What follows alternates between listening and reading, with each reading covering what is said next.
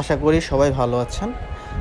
So India visa সংক্রান্ত কিছু update আপনাদের সাথে শেয়ার করতে চাই।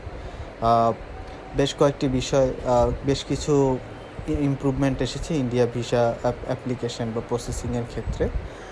প্রথমত আমরা যেটা বিগত দিনে দেখেছি যে ইন্টারভিউ ডেটটা পেতে বেশ সময় লাগতো। সো বর্তমানে কিন্তু আমরা খুব দ্রুত ইন্টারভিউ ডেটটা পেতে পারি। বিশেষ করে আমি আপনাদেরকে বলতে পারি যে আমার রিসেন্টলি আমি অ্যাপ্লাই করেছি, আমি 2 দিনের মধ্যে ইন্টারভিউ ডেটটা পেয়ে গেছি। আর আমি সময়টা নিয়েছিলাম সকালের দিকে 9টা থেকে 10টা। তো আমার গিয়ে মোটামুটি 10:30টার মধ্যে ইন্টারভিউর কাজ শেষ হয়ে গেছে, আমি ভিসার জন্য কাগজপত্র জমা দিয়ে আসতে পেরেছি।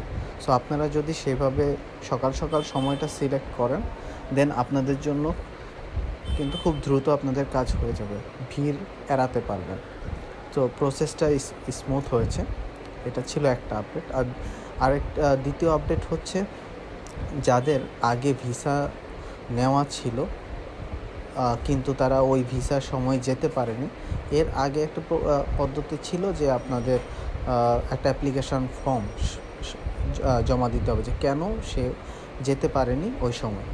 তো সেই ক্ষেত্রে এই ফর্মটা আর এখন লাগছে না। এটা আমি রিসেন্টলি অ্যাপ্লিকেশান জমা দিয়েছি, আমার ক্ষেত্রেও সেরকম একটা সিচুয়েশান ছিল, বাট আমার জন্য অ্যাপ্লিকেশান ফর্মটা প্রয়োজন হয়নি। আর তৃতীয় আরেকটা জিনিস যেটা দেখলাম যে প্রসেসটা আরও স্মুথ করেছে, প্রথমত আপনি যখন ভিসা সেন্টারে ঢুকবেন, আপনার একটা টোকেন নাম্বার নিতে হয়। সেই টোকেন নাম্বারটি আপনার যে কাউন্টারে শো করবে, আপনাকে সেইখানে গিয়ে লাইনে দাঁড়াতে হবে। সো মূলত আপনার যে যাবতীয় কাগজপত্র, পাসপোর্ট, সেগুলো সেই লাইনে জমা দিলে আপনাকে একটা স্লিপ দিবে। সেই স্লিপটা দিয়ে আরেকটা কাউন্টারে রেফার করবে আপনাকে বায়োমেট্রিক করার জন্য, সো আপনার ফিঙ্গার এবং ছবি নেওয়ার জন্য। কিন্তু বর্তমানে আমি যেটা দেখলাম সেটা হচ্ছে, যাদের আগে ভিসা ছিল, সো আগে একবার ভিসা অ্যাপ্লাই করেছিল, সো তাদের বায়োমেট্রিক আর নতুন করে নেওয়ার কোনো প্রয়োজন হচ্ছে না। তো সেই ক্ষেত্রে ভিসা প্রসেসটা খুবই সহজ হয়েছে।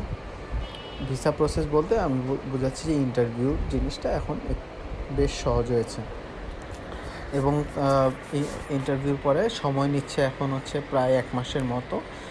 আমার ডেটটা 1 মাসের পরে দিয়েছে। সো আপনাদের যদি এই তথ্য ভালো লাগে বা আপনাদের কোনো উপকারে আসে, অবশ্যই আমার ভিডিওটা লাইক দেবেন। ধন্যবাদ সবাইকে।